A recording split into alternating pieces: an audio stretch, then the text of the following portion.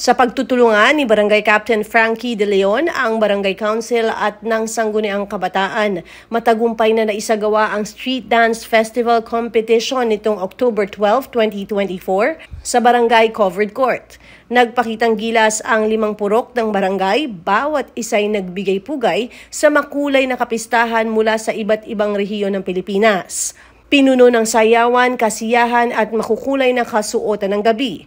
Bawat grupo binubuo ng 20 hanggang 30 miyembro at naghatid ng sayaw na sumasailalim sa kanilang assigned festival. Katulad na nga ng Purok 1, Moriones Festival, Purok 2, Panagbenga Festival, Purok 3, Paru-Paro Festival, at Purok 4, Sinulog Festival at ang Purok 5, Pahiyas Festival. Bawat grupo ay nagkaroon din ng kani-kanilang festival queen. Maraming salamat sa lahat ng mga participants, pati na rin sa mga audience dito sa Barangay Pineda. Yan po talaga isa sa mga event na pinakakabangan lagi. Nagsimula po yan noong 2019, nagtuloy-tuloy po yan. Kaya ngayon, ay ginagawa rin namin. Nagaganap po ang aming Street Dance Festival 2024 na kung saan nilalahukan po ng 5 purok, ang Purok 1, 2, 3, 4 at 5. Last year, meron tayong nagkampiyon na Purok 4. Ngayon, malalaman natin kung madedepensahan nila ang kanilang corona.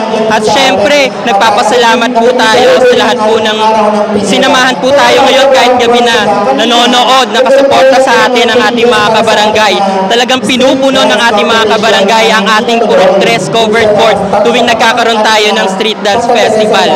At pasasalamat din po syempre, hindi po magiging posible ang lahat ng ito kundi dahil sa mga organizers at syempre sa ating mga sponsors. Kasama na rin po dyan ang St. Gerard at si Ate Sara Diskaya. Maraming salamat po sa inyong palagiang suporta sa Barangay Pineda. Ayun po, maraming salamat.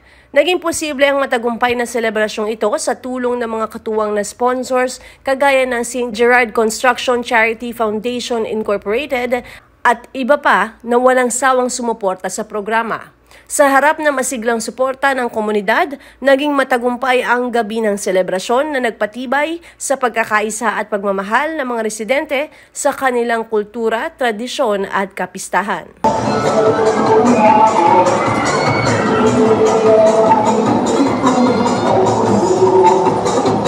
Ako si Luan Peñano para sa latest ng iNews Pasig.